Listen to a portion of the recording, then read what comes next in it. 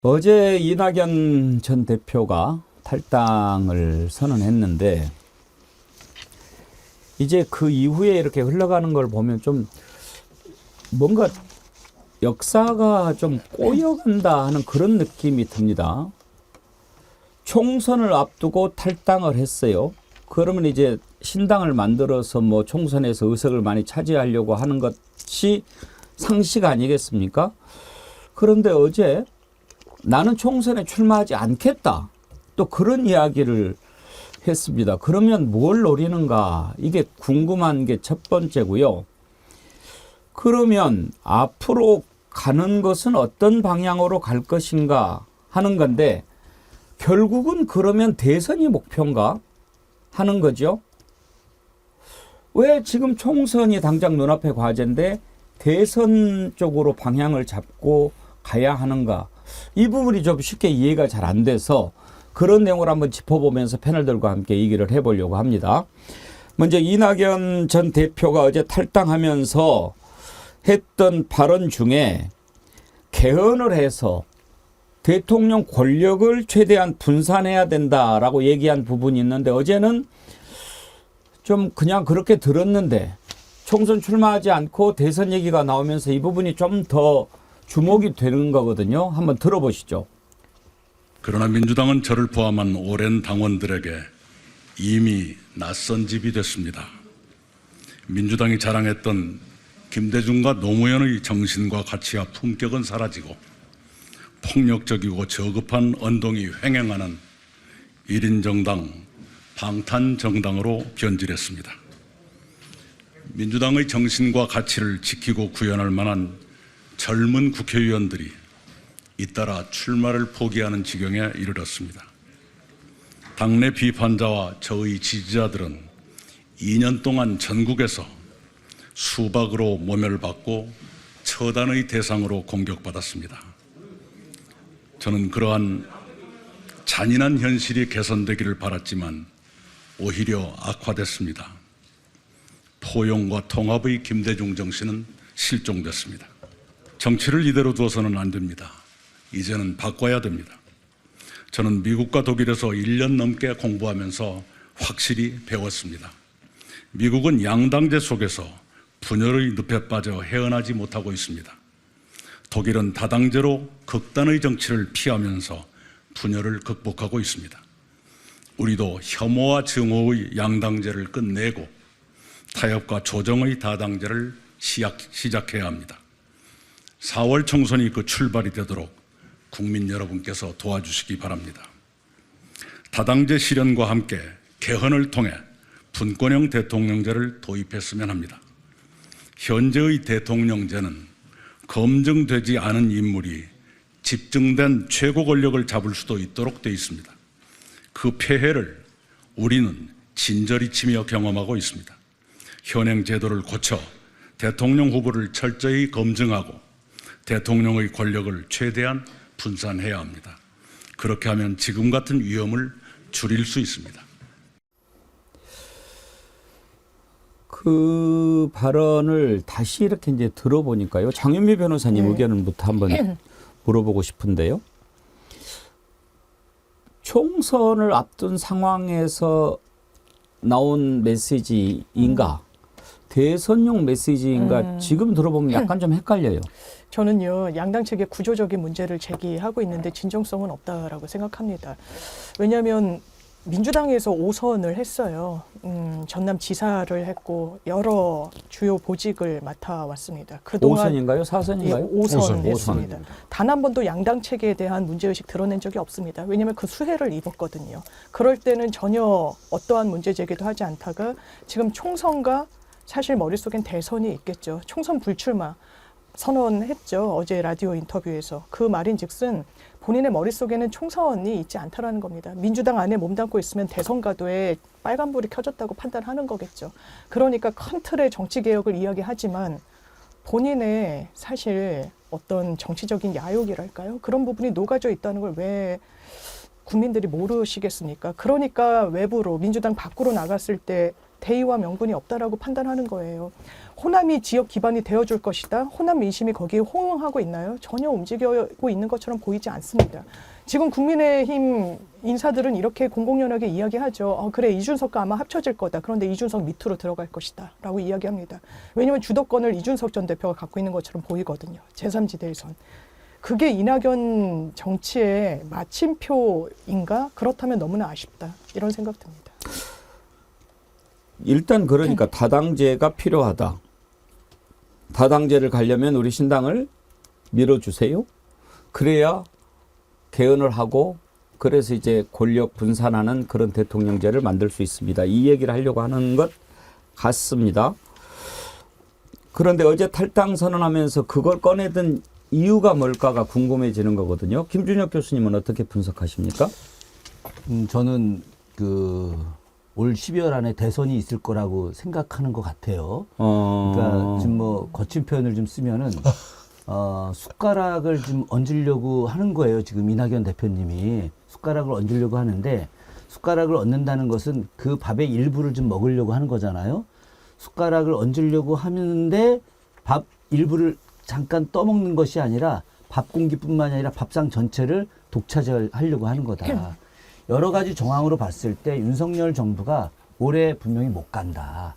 그러면 분명히 12월 말쯤에 뭐 이번 총선 이후에 탄핵이 되든 아니면 스스로가 하야를 하든 어떠한 방식이든지 12월에 대선이 있을 거라고 판단을 하고 그런 과정에서 본인이 굉장히 통이 크게 나는 총선 이런 거보다 어떤 다당제를 만들기 위해서 좀 더 총선에 희생하면서 새로운 정당을 만들고 그 속에서 국민의 지지를 받아서 나가려고 하는 아마 이런 계획을 내부적으로 하지 않았을까. 물론 들어가서 볼 수는 없긴 합니다만은 이런 의도가 어제의 이낙연 전 대표의 모습이 아닌가 하는 생각이 들고요. 관련해서는 제가 또 추가로 더 말씀을 좀 드리도록 하겠습니다. 어제 그 탈당과 관련해서 민주당의 정청래 최고위원도 결국은 대선에 생각이 있는 것 같다 이렇게 얘기를 하더라고요. 한번 들어보겠습니다. 안 되니까 나가는 거 아니겠어요? 그러니까 잘 안 될 때는 일단 쉬는 게 좋습니다. 네. 거기까지입니까? 네, 폭주보다는 우선 멈춤. 그리고 하늘을 한번 쳐다보는 게 더 중요하지. 그러니까 지방선거 때나 대선 때는 국회의원 탈당이 없습니다. 꼭 총선을 앞두고 유독 탈당이 많아요. 그렇죠. 생존형 탈당 뭐 이런 건데 이낙연 전 대표가 언제 오늘 탈당한다고 그러는데 민주당을 박차고 나가는 거 아니겠습니까? 뭐 전과자바로는 뭐 사과를 했던데 그럼 민주당 반대 방향으로 튀는 거 아니겠어요? 그럼 최종 목표가 뭘까? 저쪽에 가서 대선 경선 하려고 하는 거 아닌가? 저는 그렇게 생각이 들더라고요. 그런데 성공하지 못할 것이다. 윤경호 소장은 어떻게 생각하세요? 저쪽에 가서 이게 중요한 거잖아요. 예. 그러니까 오늘 아침 신문 어디에서는 있대요. 이준석과의 손잡는 걸 낙석연대라고 표현을 하더만요. 이낙연, 이준석 예. 또는 뭐 낙준연대라고 하는 데인데 낙석연대가 조금 더 귀에 들어오죠. 이쪽에서 만든 거예요. 그렇죠. 민주당 쪽에서. 낙석연대를 발판으로 삼아 국민의힘 내에 대권 경쟁에 뛰어들 뭐 이렇게 표현을 했던데 지금 정청래 최고위원 얘기 중에는 저쪽에 가서라는 게 그게 핵심으로 보여요. 저는 이번에 이낙연 전 대표의 이 탈당까지 이제 선언, 그 다음에 흔히 말하는 빅텐트의 핵심은요. 반 이재명 노선에 섰던 사람들 다 모여라. 이건 그래도 이해가 가요. 그런데 이준석까지 들어와서 무조건 뭐 다 뭉치자. 그러면 말씀하셨듯이 무슨 탈당파 연합이냐 아니면 낙천자 연합이냐. NT 윤석열, NT 이재명 그러면 기득권을 가졌던 정치권의 주류 아닌 사람들은 다 뭉치자. 이거 과연 이게 될 수 있을까? 저는 이낙연 전 대표의 최근의 행보를 쭉 보면서 뭔가 그림을 본인이 그리고 있는 거는 같은데 정말 잘못 그리는 것 같다. 우선 몇 가지만 찍자면 작년이죠. 그러니까 재작년이네요. 벌써 2022년 이재명 대표를 뽑았던 전당대회. 예. 그때 박용진 혼자 나와서 물론 대표 경선을 했지만 나머지 최고위원 선거에서 이낙연 지지 세력을 동원을 하고 내가 나의 지지 세력이 건재하고 있다는 걸 보여줄 만큼 최고위원회 일정 부분 확보를 하고요. 나머지도 든든한 세력이 있다는 걸 보여줘서 당직자들을 좀 심어야 될 게 정상 아니에요? 근데 거기서 저는 이낙연 대표가 완전히 손을 놔버린 거나 마찬가지고, 손을 놔버린 이유는 뭘까? 실제로 별로 지지 기반이 없어서 그런 거 아닌가라는 생각이 들고요. 두 번째는 최근에 남평우라는 그 예. 측근이 느닷없이 나서서 대장동 핵심 정보를 기자들에게 준 건 나야 라고 한 이 얘기는 정말 뜬금없지 않습니까?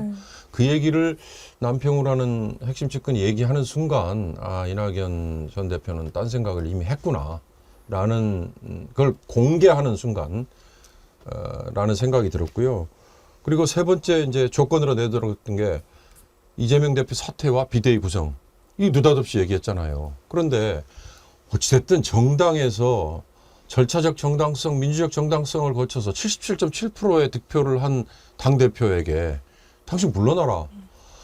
무슨 뭐 유죄 판결을 받아서 타율적인 강제 때문에 안 된다. 이런 것도 아닌 상황에 과연 누가 어떤 자격으로 중간에 임기 전에 물러나라고 할 수 있을까. 그러니까 이낙연 전 대표가 정말 대선 후보로 자기가 다시 나서는 걸 꿈을 꾸고 있었다면 이제 생각해 보십시오. 민주당은 2024년 8월에 전당대회에 다음 지도부를 뽑을 거고 그 지도부를 뽑을 때는 대선 후보와 당대표를 겸할 수 없다라는 규정이 당연히 나올 거 아니에요. 그러면 그때 가서 본인이 정말 23년 동안 몸을 담았다고 하고 DJ 노무현을 얘기했다면 과연 이렇게 지금 상황에서 뛰쳐나가 가지고 하는 게 흔히 말하는 이번 총선의 화두인 윤석열 정권 심판 이거에 도움이 된다고 생각했을까? 그렇다면 정말 전체 그림을 너무나 잘못 그리고 판단도 잘못한 게 아닌가 그런 아쉬움이 좀 있습니다. 그러니까 이게 이제 해법을 제대로 찾았느냐 하는 건데요. 지금 윤경호 소장님 말씀하신 부분은 조금 이따가 조금 더 짚어볼 부분이 있고, 일단 부승찬 대변인께서 총선 출마하지 않겠다라고 하는 뜻은 뭐로 해석하시는지 한번 제가 듣고 싶은데요. 총선 출마하지 않겠다. 한동훈도 그랬고, 그다음에 이제 이낙연도 그랬지 않습니까? 이건 그냥 명확히 얘기해서 대선 가도로 가겠다라는 겁니다. 대선 가도로 가겠다라는 건데 올해는 못 기다린다. 아, 이 그 입장문 탈당 선언문에도 다 나타나 있지 않습니까? 여기서 보여주는 게 가장 중요한 게요. 대한민국의 정치 현실과 권력 구조입니다. 이거는 대선 후보만이 할 수 있는 거거든요. 그럼 어떤 판단을 했느냐, 이낙연이 어떤 판단을 했느냐 하면 민주당은 탄핵에 있어서 미적미적 거릴 거다. 대통령 탄핵에서 미적미적 거릴 수밖에 없다. 결국은 이준석과 이낙연이 탄핵의 주도권을 질 수밖에 없다. 그래서 왜 이재명 대표의 민주당이 탄핵을 머뭇거릴 거라고? 아니 이제 민주당이 그동안 계속 이제 검사 탄핵부터 시작해서 역풍을 우려하는 것들을 많이 그동안 보여줬거든요. 그러다 보니까 이제 행정부의 권한이 쟤네는 의회는 국회는 마음대로 다뤄도 돼. 이런 생각을 한 거거든요. 그래서 국회에서 발의된 법안들에 대한 거부권을 행사하는 거거든요. 충분히 의회는 우리의 상대가 되지 않는다. 이런 생각을 하는 거예요. 그 다음에 아까 윤경호 소장님께서 말씀하셨지만 상권 분립에 있어서 가장 큰 문제점은 뭐냐면 막대한 권한을 가진 기관이 하나의 국가기관, 권력기관만 통제를 하고 제어를 하면 권력의 집중화를 이뤄낼 수 있다라는 겁니다. 그게 뭐냐면요. 대통령입니다. 근데 이제 사법부는 결국은 책임성에서 자유롭거든요. 견제와 균형의 대상이 아니에요. 한국은. 선출직이 아니거든요. 의회도 선출직이고 대통령, 행정부도 선출직이 이끌지만 사법부는 선출직이 아니에요. 어떤 판결을 하든 뭘 하든 간에 독립성을 보장받지 못해요. 이거를 대통령은 명확히 알고 있다. 그런 상태에서 의회 권력을 죽이는 거다. 그래서 우리는 상권 분립이 완벽히 정착된 그런 민주주의 공화국은 아니다라는 생각을 가졌고요. 그게 이제 대통령실이 지금과 같은 막대 먹은 행동을 하는 그게 하나의 변수다. 그렇게 볼 수 있을 거고요. 지금 봤을 때 저는 이준석이나 이낙연 이나 마찬가지라고 봐요. 지금 본인들의 설 자리는 탄핵밖에 없어요. 근데 국민의힘은 당연히 반대를 할 거지만 민주당은 머뭇거릴 거예요. 지난번 박근혜 탄핵 때도요. 민주당은 막판까지 탄핵에 대해서 반대를 했었어요. 그리고 광화문에 100만이 모였을 때 그때야 탄핵에 대해서 숟가락을 얹기 시작했거든요. 이거는 제가 봤을 때는 이낙연이 잘할 겁니다. 이낙연이 잘할 거고 이준석이 잘할 거기 때문에 여기서 주도권을 잡고 간다. 그래서 아까 12월 얘기하셨는데 대선 얘기를 하셨는데 지금 이 얘기는요. 완전히 대선 얘기예요. 그리고 이낙연하고 이준석이 손을 잡았을 때 두 명의 왕은 있을 수 없으니까 프랑스형 이원 집정부제로 가겠다라는 거거든요. 그래서 권력을 우리가 분점을 하자. 이 논리예요. 이게 다 좋은 말 같지만 미국의 양당제가 제도라는 게요. 그것만큼 좋은 게 없기 때문에 수십 년, 수백 년 가는 겁니다. 특별한 이벤트가 있어야 제도가 깨져요. 근데 미국의 양당제는 이 미국을 이끌어가는데 국가를 운영하고 있는 데 있어서 가장 최적의 제도이기 때문에 지금까지 유지되는 거거든요. 독일도 마찬가지예요. 그래서 이거는 그다음에 한국 같은 경우 과연 다당제를 이식했을 때 이게 제대로 될까요? 이게 정서, 문화의 영향을 많이 받습니다. 그렇기 때문에 이런 것들을 얘기하는 거는 지금 권력의 분점, 대통령 탄핵이라는 데 주도권을 잡고 가고 그다음에 우리가 나눠 먹어야 되니 권력의 분점을 얘기하는 거다. 저는 그렇게밖에 보이지 않아요. 자, 이제 어떤 점을 좀 생각해 보려고 하냐면요. 이게 경선 불복의 연장이라 하는 점에서 생각해 볼 수 있습니다. 재미있는 여론조사가 있었어요. 이거를 저희가 찾았는데 2년 전에 2021년 10월 14일 날 기사인데 그때 경선이 끝난 다음에 이재명 경기도지사가 경선을 거쳐 더불어민주당의 대선 후보로 선출됐지만 이낙연 전 민주당 대표 지지층 중 내년 선거 때 이 지사에게 투표하겠다는 이들의 비율이 15%에도 채 미치지 않는다는 여론조사 결과가 나왔다 하는 겁니다. 그러니까 이제 이게 오마이뉴스가 리얼미터에 의뢰해서 죄송합니다. 조사한 건데요. 나는 이낙연을 지지했는데 그때 이제 경선에서 이재명 대표가 선출이 됐지만 그래도 못 찍겠다라고 하는 거예요. 그런 것은 선거를 해보면 느껴지고 알아지는 겁니다. 안철수 후보가 그때 단일화했을 때 누구하고 했죠? 그렇게 한 다음에 그날 밤에 미국으로 가버렸잖아요. 문재인. 예, 그때 질 때. 문재인 대통령 질 때. 예. 그게 뭐냐고요. 그러니까 단일화를 해놓고 그날 밤에 가버려. 그러니까 말만 단일화지 나는 너하고 함께 할 수 없다라고 하는 거잖아요. 예. 바로 그런 모습을 보여주는 건데 제가 얼마 전에 영상 하나를 보고 깜짝 놀랐어요. 이낙연 전 대표가 행주산성에서 지지자들과 집회를 했어요. 그 자리에 참석한 한 사람이 무슨 얘기를 했냐면 나 그때 당신이 후보가 안 돼가지고 이재명 안 찍고 윤석열 찍었다고 얘기를 해버리는 거예요. 한번 들어보시겠습니까? 그건 아닙니다. 3명의 창준위원장 뭐가 좀 준비가 잘못됐는데 그거 한번 찾아봐 주십시오. 아니 지금 말씀하시니까 지름길을 모르거든. 안녕하십니까. 저는 그 분당에서 온 작년이죠. 대선 경선 때 대표가 당선되는 순간 저는 민주당하고 결별을 했습니다. 이상하게 됐어요. 뭐 경선도 좀 이상할 것 같고 그래서 그 다음에는 윤석열을 지지를 해가지고 대통령이 됐는데 자, 이제 이낙연 대표 인상이 아주 구겨지는 모습을 봤는데요. 저런 거거든요. 그러니까 저 말을 하면 이낙연 전 대표가 기분이 좋을 거라고 생각했는지는 모르지만, 아니 민주당인데 윤석열 후보하고 싸우는데 내가 지지했던 사람이 이쪽에서 후보가 안 된다고 저쪽 후보를 찍는다?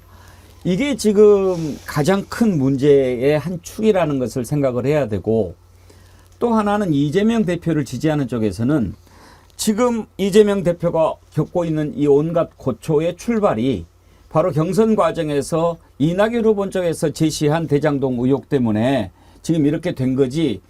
그 윤석열 후보 쪽이나 국민의힘에서도 맨날 그러잖아요. 아니 그거 우리가 한 거냐? 너네가 먼저 끄집어낸 거 아니냐?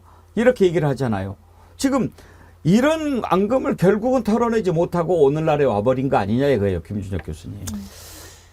저는 뭐 이낙연 민주당 전 대표의 탈당 선언문을 보면서 상당히 좀 아쉬운 게 본인이 이제 당대표로 있을 때 지방선거, 특히나 이제 서울시장 보궐선거, 부산시장 보궐선거 관련해서 이렇게 후보를 내게 했다가 끝내 이제 안 된 것 때문에 좀 미안하다 뭐 이런 이야기했는데, 이게 미안한 게 아니라, 이것도 당연히 미안해야 되지만 본인하고 아주 오랫동안 호흡을 맞췄던 국무총리 당시에 비서실장 했던 분, 또 대선 후보 당시에 비서실장 했던 정운현 씨, 친일 문제 연구가로 유명했던 분이죠. 이 정운현 씨가 윤석열 당시 후보를 지지 선언했잖아요.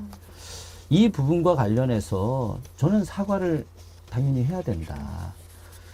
자기의 분신과도 같은 사람이고 이낙연과 정운현은 거의 한 몸이다라고 생각을 했는데, 근데 정운현 씨가 윤석열 지지 선언했다. 그럼 일반 국민들이나 당원들이 볼 때, 아니 이거 후보하고 이낙연 전 대표하고 상의를 하지 않았겠느냐, 아니면 최소 상의를 안 했다 하더라도 암묵적 동의를 하지 않았겠느냐, 허락을 하지 않았겠느냐, 이렇게 생각할 수 있는 거죠. 그러다 보니까 당시에 굉장히 많은 사람들이 아까 저 영상에 나왔던 사람처럼 우리는 이재명 지지하지 않고 윤석열 지지했다.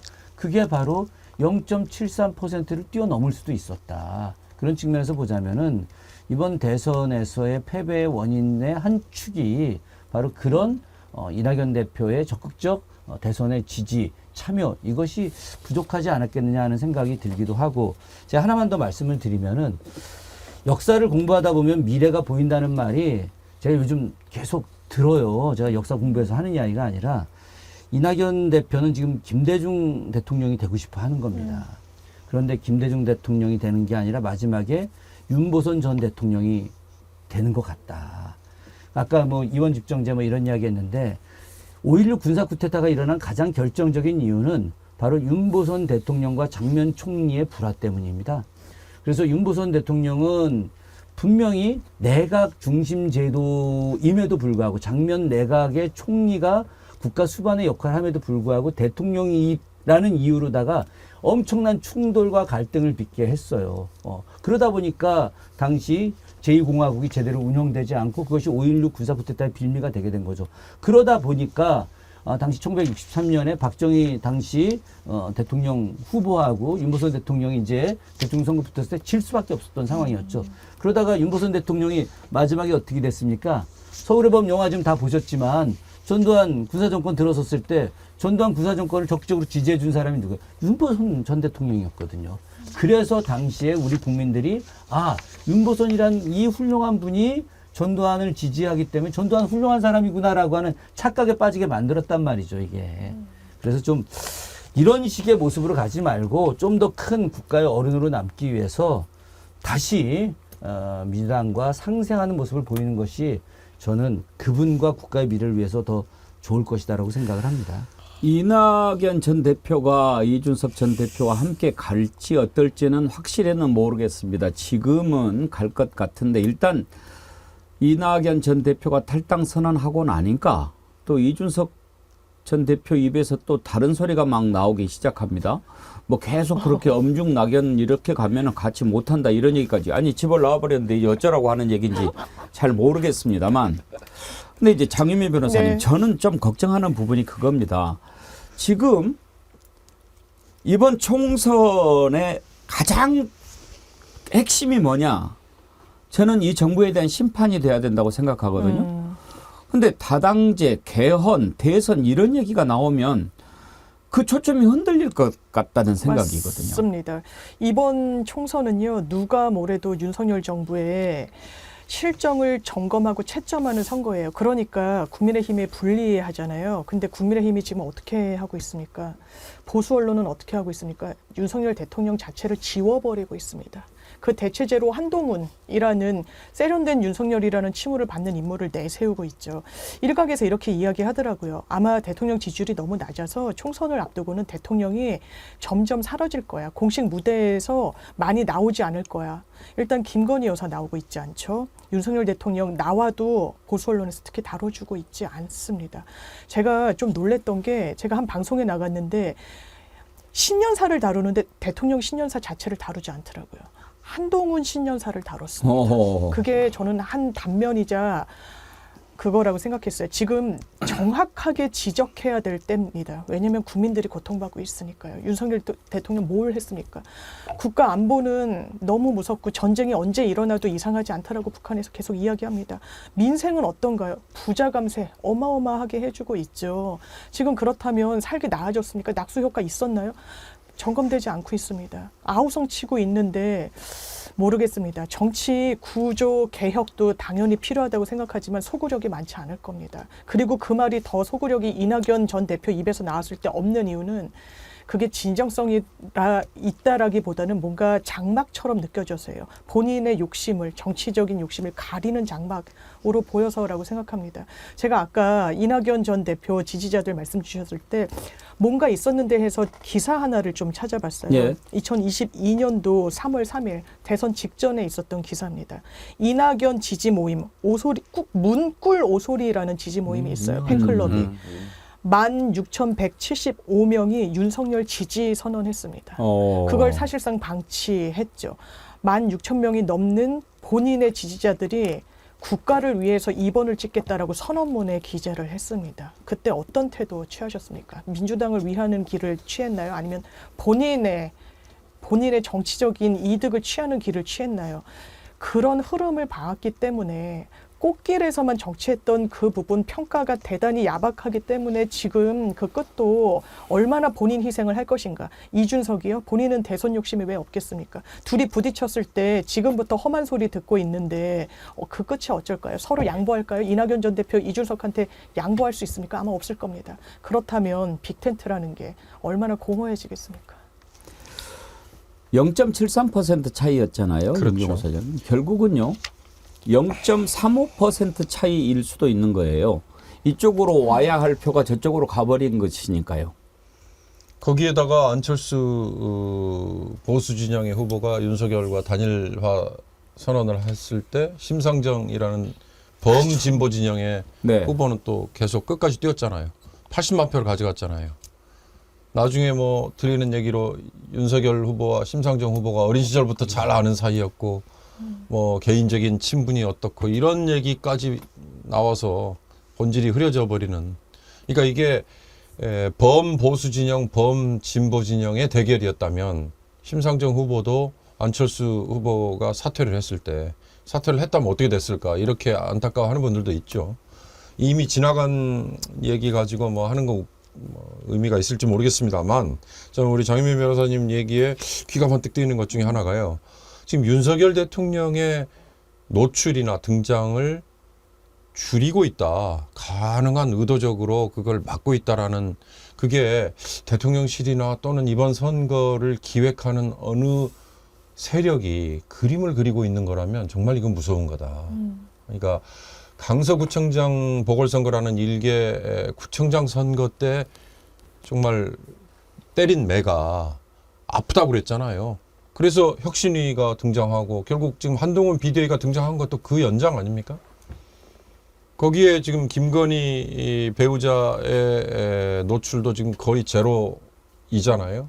아까 윤석열 정권 심판론이 조금 더 오르고 있다 숫자가 라고 하는 게 거부권 행사 이거 안 된다. 디오로백 받는 모습 보니 정말 이거 안 되겠다. 혀를 끌끌 차게 만드는 거잖아요. 그런데도 불구하고 점점 선거가 쉬운 민주당 입장에서 또는 야당 입장에서 쉬운 게임이 아니구나라고 하는 게 대한민국의 이 보수의 본류를 자임하는 세력들이 그중에 물론 언론도 일부 있고요.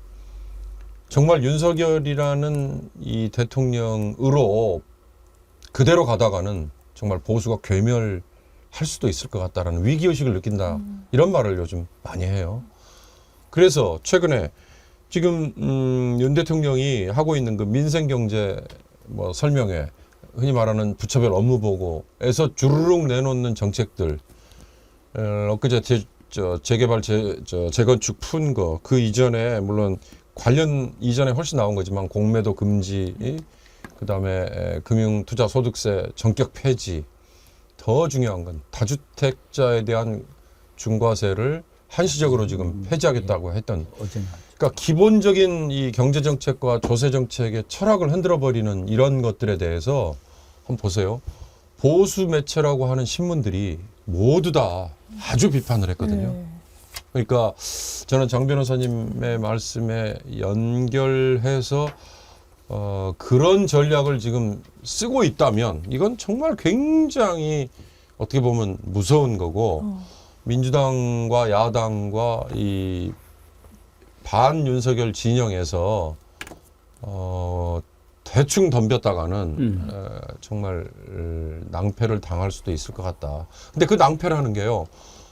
이 강서구청장 보궐선거 전까지 보여준 그 행태를 한번 보십시오. 아까 제가 거부권 행사 남발이라고만 표현을 했는데 사명권 가지고 정말 과도한 그 장난을 치는 거 여러 가지를 감안해 보면 이번 총선이 얼마나 정말 대한민국의 미래를 위해서 중요한 건지 잊어서는 안 된다는 말씀만 거듭 강조하고 싶습니다. 순당 5,500님께서 심상정 의원 빗대서 심술정 이렇게 해주셨는데 사실 정의당의 몰락이 심상정 의원의 그때 대선 완주로 뺏어간 80만 표 거기하고도 연관이 없다고 볼 수 없을 거예요, 부석찬 대변인. 예, 맞습니다. 이게 전적으로 이제 보수 쪽에서는 이게 단일화에 성공하고 그 다음에 오히려 진보 쪽에서는 그게 이루어지지 않고 결국은 상대방을 공격하는 그런 행태가 나타났잖아요. 그러다 보니까 상당히 영향을 미쳤다. 엄청난 영향을 미친 거는 뭐 부인할 수 없는 사실이고요.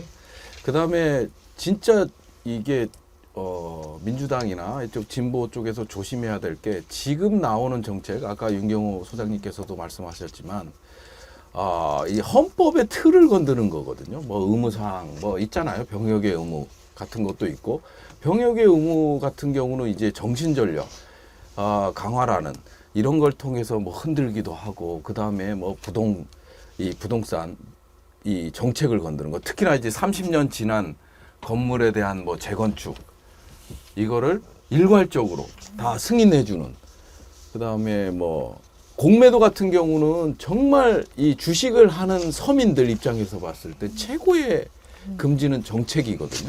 이건 부인할 수 없습니다. 이건 최고의 정책인데 그걸 건드는 거. 결국 국민들이 그러니까 이제 서민들이 이걸 해줬으면 좋겠다. 난 이거 하나인데 난 이 아파트 하나인데 왜 저건 재건축이 안 되지? 이럴 때 거기에 침투를 하는 거거든요. 그런 욕구에 침투를 하는 거기 때문에 상당히 민주당 쪽에서는 경계를 해야 된다. 그런 국민의힘 총선 전략 자체가 헌법을 유린하는 것으로 보일 수 있는 부분이 많은데도 불구하고 이렇게 간다는 거는 결국은 총선에서 윤석열 정부에 대한 심판론이 사그라들 수도 있다. 그래도 내가 먹고 사는데 내가 제약을 받는데 풀어주는 정부인데 이렇게 느끼는 순간 정말 어려워진다. 경각심을 좀 가질 필요가 있다 말씀드립니다. 제가 할 이야기를 우리 그대로 하셨는데 저는 그런 생각을 좀 했어요. 진짜 이거 헌법을 흔들고 있다. 왜 그러냐면 우리가 이제 국민의 4대 의무 이야기할 때 지금 이제 그런 거 안 배우잖아요. 우리 어려서 중고등학교 때는 다 배웠는데 배웠죠. 근로의 의무, 교육의 의무, 국방의 의무, 마지막이 납세 의무입니다. 세금을 내야 되는 게 국민의 의무인데 세금을 자꾸 안 내게 만들려고 하는 거죠. 그런데 이 세금을 누구한테 안 내게 만들려고 하는 거냐? 부자들 안 내게 하려고 하는 거예요. 그러니까 부자들을 안 내게 하면서 어지간한 사람들도 안 내게 만드는 방식들. 선거에서 제일 유리한 건 내가 지금 당장 돈 안 나가게 하는 것들. 이때가 사람들이 어이 저거 막 독재하고 저거 막 흔들고 하는데 나하고는 크게 문제 안 돼. 나처럼 뭐 일반적으로 사는 사람들 문제 안 되는데 나 이거 종부세 확 줄어들었네. 나 세금 확 줄어들었네. 아 그러면 좋은 거야. 이렇게 이야기하지 않습니까? 나 지금 아파트 저 30년 넘었는데 원래 40년 돼야지 안전진단 하고 그러거든요. 제가 사는 아파트가 지금 30년 넘은 아파트인데 딸랑 한 동짜리예요. 좋겠네요. 아니지. 한 동짜리여서 용적률이 재건축을 재건축을 하는데 우리 동네 그 아파트 아주머니들이 제가 좀 방송도 나가고 좀 뭐 이름도 있고 하니까 교수님 우리 아파트 재건축 어떻게 안 되냐 그래서 제가 무슨 힘이 있습니까? 이걸 어떻게 합니까? 그런데 교수님 얘기해서 용적률 이거 3배로 올리면은 우리 돈 안 내고 할 수 있지 않습니까? 이런 얘기 하는데 지금 윤석열 정부가 용적률도 500%로 올리겠다 지금 이러고 있잖아요. 그러면 기존에 30년 된 아파트들이 거주하는 사람들이 돈 하나도 안 내고 아파트 재건축해서 새 아파트 들어갈 수 있게 지금 되는 상황이에요. 예. 지금. 이게 바로 총선 내 굉장히 아까 중요한데. 윤경호 소장님 말씀하셨듯이 요즘에 윤 대통령은 안 보이고 한동훈만 보인다라고 하는데 딱 보일 때는 이제 그런 식의 선심. 이은주 님이요. 윤 대통령의 관권 선거에 대해서도 심도 깊게 다뤄주세요. 이거 탄핵사항 아닙니까? 노무현 대통령을 궁지로 몰아 결국 허망하게 그분을 잃게 했던 시발점이 될 수도 있었던 사안 아닙니까? 그런 지적해 주셨는데 이렇게 노골적으로 선거에 개입하면 반드시 문제가 되겠지요. 그리고 아까 김준혁 교수님 4대 의무 얘기할 때 요즘에는 이제 오래돼서 좀 강감한데 국방의 의무가 병역의 의무가 예. 사실은 더 맞죠. 예, 병역이. 병역의 의무. 우리 때는 국방의 의무로 뭐 배웠는데. 그렇게 좀 헷갈리기는 했어요. 뭐 근데 좀 정확히는 외웠던 것 국방은 같아요. 의무라기보다는 이제 의무는 병역 납세 조세 뭐 네. 병역 네, 납세 네. 교육 근로 뭐 이렇게 제가 그래서 서울대학을 못 갔군요. 제가요 이게 얼마나 위험하냐 지금 그 정부에서 하는 정책들이 얼마나 위험하냐면요 제가 실례를 한번 저희 할머니가요 선거 이제 총선이 있어서 투표장을 가는데 그때가 이제 노태우 때였던 것 같아요. 노태우 정부 때인데 노태우 정부 때 이제 노태우를 엄청 비판하는 거예요. 주변 사람들이 그래서 이번에 정권 심판해야 된다 막 이렇게 됐거든요. 근데 이제 할머니 이제 투표 잘하고 오셨어요. 그래서 몇 번 찍었냐? 그랬더니 몇 번 찍으셨어요? 제가 여쭤봤어요. 그랬더니 딱 하시는 말이 1번 한금무시라고 했거든. 금어띠 이렇게 금을 긋는다. 1번을 찍었대요. 아니 할머니 제가 2번 찍으라고 몇 번 얘기했어요. 그랬더니 야 어제 저녁에 10만 원 받았어. 이 얘기를 하시는 거예요. 근데 그때 당시에는 금권 선거가 판을 쳤죠. 금권 선거가 판을 치고 그 다음에 이제 유권자가 몇 명이냐 한 가족에 몇 명이냐에 따라서 돈이 들어오는 것들을 제가 직접 어렸을 때 직접 목격도 하고 그랬었는데 지금은 돈을 주지 않는 금권 선거가 이루어지는 거예요. 지금 나오는 정책들이 진짜 서민들을 흔들거든요. 저희 할머니나 저희 가족들이 다 그때도 이제 진보를 선택하고 보수를 노태우 정부를 비판했지만 결국 투표장에서는 1번을 찍었다는 거예요.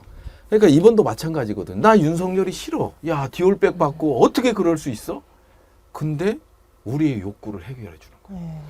부동산을 해결해 주는 거야. 내가 갖고 있는 게 딱 집 한 채인데 이걸 해결해 주는 거야.